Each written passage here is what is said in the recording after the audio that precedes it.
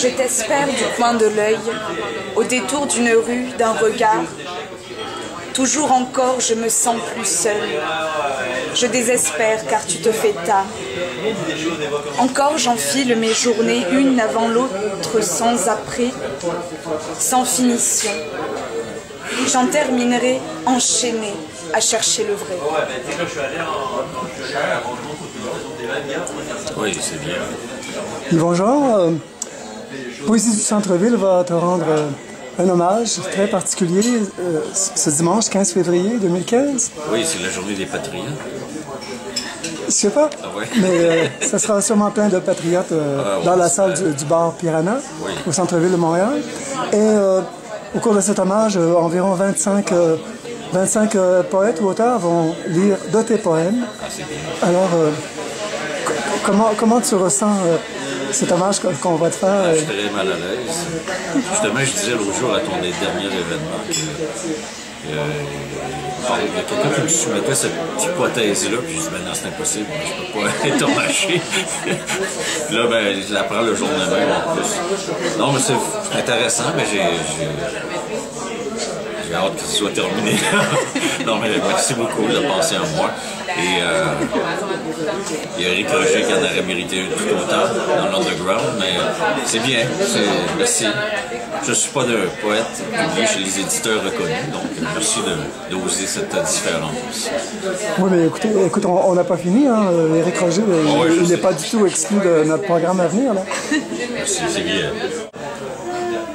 Alors Yvon, tu viens de publier un peu ton œuvre complète jusqu'ici, c'est-à-dire 35 ans d'écriture, oui, un immense volume de 702 pages. Oui, de 702 pages qui s'appelle Marche à la poésie. Oui, Marche, ben c'est Claude Hamelin qui m'avait publié en premier avec Noire Poésie. Il avait divisé le recueil en 2 chapitres, Marche à la poésie et Au pic puis appel.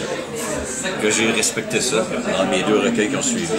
Parce que c'est pas le titre nécessairement que j'aurais donné, mais bon, ça fait un clin d'œil à Gaston Miron. C'est un titre qui dit ce que ça a à dire, la marche à la poésie.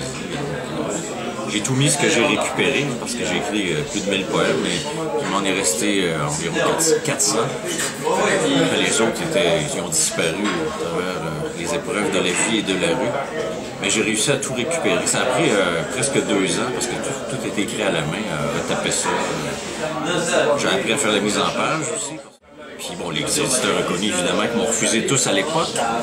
Mais c'est sûr que je m'attaque souvent au Nord-Ouest, mais quand j'avais envoyé mon manuscrit en 2006, c'était des photocopies de mes poèmes écrits à la main. Ça aurait été pas mal difficile qu'ils l'acceptent. Mais j'ai gardé les lettres de refus, dont celle du Nord-Ouest. D'ailleurs, j'ai déjà vomi dessus, accidentellement. Puis, et le poème aussi qui faisait partie de cette soirée-là, qui est à la fin ici. Ben là, ça paraît pas qu'il y a eu une triste histoire que j'ai mis ici. Ça faisait partie, c'est le soir où c'était du vin rouge. Donc, tout ça pour dire que c'est frustrant quand tu commences en poésie. Ben moi, j'ai commencé à écrire de la poésie, j'avais 16 ans, j'ai découvert Néligan en secondaire 5 avec un professeur, M. Charon, l'école Mont-de-la-Salle à Laval. Avant ça, on sait que les poètes existent. J'ai découvert Michel Tremblay et Néligan la même année. Et j'ai composé un poème qui s'appelle Désespoir, qui est dans Noire Poésie, mais c'est pas le même parce que l'original était beaucoup supérieur à ça. En alexandrin, qui avait 200 heures de travail sur un seul poème que j'avais appris par cœur. Je l'ai cité à la fin de l'année. Le professeur me dit c'est sûrement pas de toi, de vous, monsieur Jean, on m'appelait monsieur, je sais pas pourquoi. C'est sûrement pas de vous, monsieur Jean.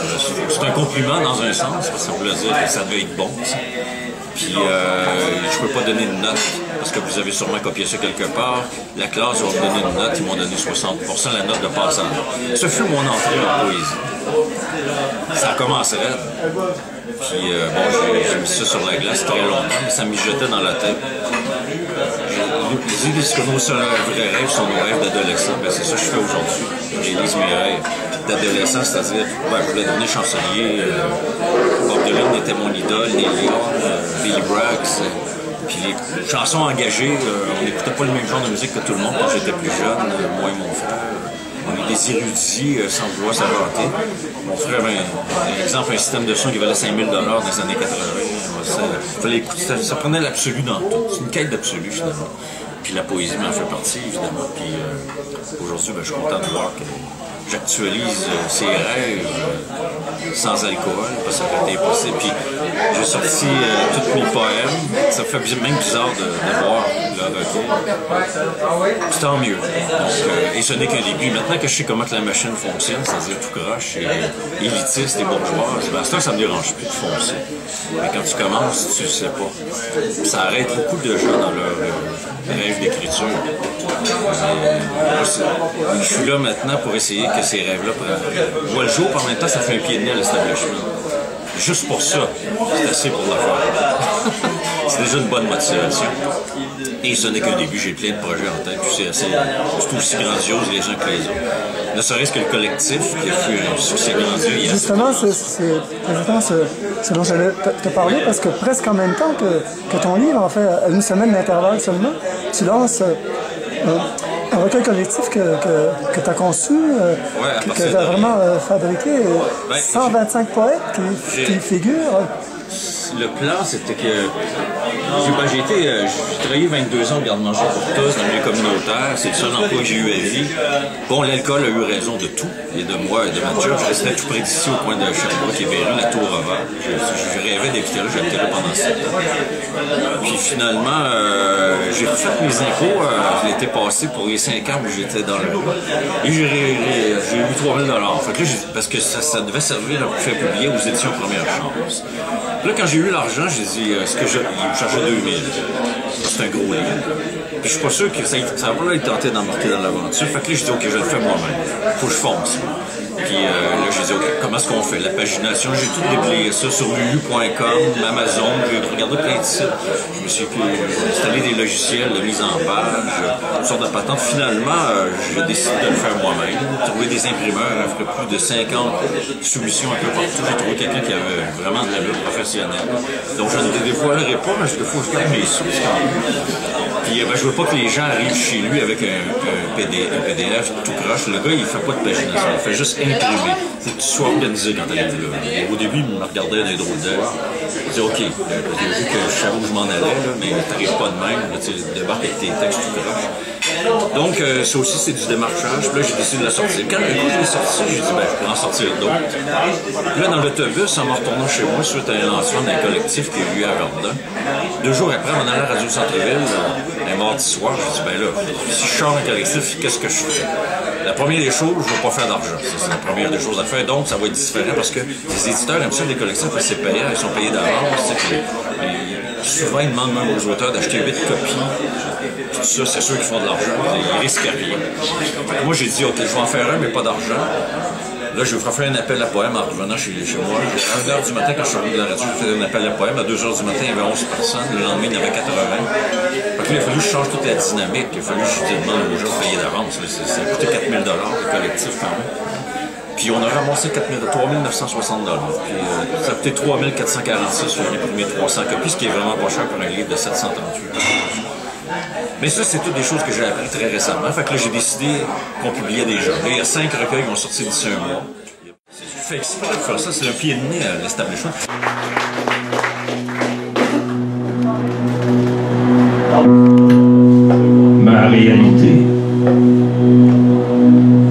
Ma réalité n'est pas la vôtre. Et vous voulez me changer, trop interpellé que je sois autre. Ça vous ébranle, vous êtes contrarié. Facile de m'assimiler alors. Vous vous dites inconsciemment, ma marginalité me donne tort. J'en paierai le prix éternellement. Je dois donc sans cesse me battre contre tout ce qui vous contrôle. Toutes ces pensées, je dois combattre. Je suis seul. Vous avez le beau rôle. Car moi, je marche à contre-courant. Je vais te poser une question. Oui. Parce que, bon, c'est la question à laquelle je voulais arriver en parlant de ces 2 livres-là. Oui. En plus de ça, bon, tu animes Micro Libre Chapeau Nord, Bistrot de Paris, une fois par mois. Tu es présent partout pour filmer. Tu constitues d'énormes archives sur YouTube, sur Dailymotion. Ma question, Yvon, c'est où tu prends ton énergie pour faire tout ça? C'est l'énergie du désespoir. C'est d'envoyer promener les bourgeois. Moi, c'est mon discours. J'ai pas fini au 10 heures de la poésie. Là, si tu oses venir m'entendre, au verre bouteille, le 28 février, j'y vais pour ça, faire un genre de règlement de compte. Je pourrais pas. Monsieur Blaise, qui ne sera pas là, me disait, mais pourquoi tu s'en veux tant au Nord-Ouest? Dans le fond, tu fais plus d'argent que moi. Non, c'est pour ceux qui commencent. Je veux leur montrer. Je sais pas, Denis Vanier, à l'époque, dans le salon du livre, il renversait les tables, il s'est fait sortir par la police, mais pourquoi pas? Aujourd'hui, tout le monde s'incoquine un peu à l'idée de Denis Vanier, mais à l'époque, personne ne se serait tenu avec lui, presque, c'était un bon. Donc, faut varger dans le tas, puis moi, j'ai l'énergie de le faire. J'ai beaucoup de mes amis poètes, qui n'aimeraient pas de nom, qui pensent comme moi, mais qui n'osent pas. Puis rendus en public dans leur événement, ils font attention, là, ils sont guindés. Moi, j'ai décidé que je vargeais dans le tas. C'est sûr que je me fais des ennemis, mais tout ça pour dire que quand j'ai arrêté de boire, il y a 2 ans et 2 mois, j'avais 31 vidéos seulement fait, que j'avais sur mes chaînes, j'avais traficoté un peu tout croche, je connaissais pas ça. Là, j'ai décidé de recommencer à faire de la poésie. J'étais de la Saint-Mauvais, c'est la première place, je suis redevenu ami avec Eric parce que j'étais chicané. Puis là, ça s'est enchaîné très rapidement. J'ai décidé de m'acheter une caméra parce que reprendre l'œuvre de Loup Solitaire qui avait arrêté de filmer. Je trouvais ça génial, il y avait des souvenirs de moi dans le temps, je ne pas ça au revoir. Puis je pensais aussi à la fameuse Nuit de la poésie en 70, s'il existe un seul film, que j'avais vu ça adolescent, ça m'avait jeté à terre, ça m'avait inconsciemment appelé. Puis en tout cas, il y a des choses un peu comme ça. Puis aujourd'hui, même avec la technologie, ça se démocratise. À l'époque, ça coûtait une fortune de filmer. Traversé en tout cas ton dernier recueil pour préparer l'ouverture. Et j'avais vraiment l'impression, c'est ça que quand tu parles de chant et tout ça, c'était comme une sorte de symphonie, mais ça m'a vraiment frappé quoi. Dans ta manière d'écrire, dans ta manière dont les mots, tu sais. C'est intéressant venant de toi, parce que toi tu parles occitan, pour les gens qui ne savent pas. Moi au début j'écrivais classique, le plus classique possible, je ne voulais pas montrer du milieu que je venais. Comme mon père a fait toute sa vie, mon père s'habillait toujours en noir avec un chapeau. Je ne voulais pas montrer qu'il venait d'un milieu qui ne savait pas lire ni écrire. Puis là, ben, le Joal est arrivé. Le Joal est arrivé en 2006-2007 à peu près. Je me suis mis à m'écrire sur plusieurs feuilles, toutes des expressions que mon père disait. C'est comme, des expressions du sœur grise à 3 étages. Je dois faire des expressions, des patois. Là, j'ai décidé de faire un poème avec ça qui s'appelle Au pic Papel. Puis là, je me souviens, le premier soir que je l'ai lu, c'était à la bibliothèque Marie-Huguet. Puis j'étais nerveux de lire ça parce que c'est du choix. Je n'avais jamais fait ça.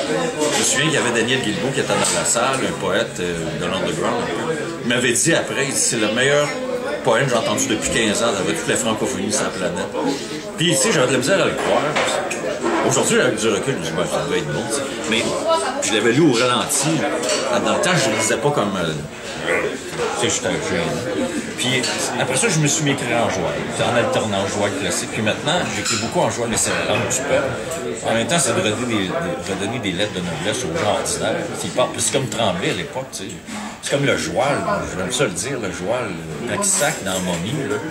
C'est des sacs, Anne Dorval est bien bonne. C'est comme Gaston Miron, il dit batèche. Mon père, il disait pas batèche, il disait batèche.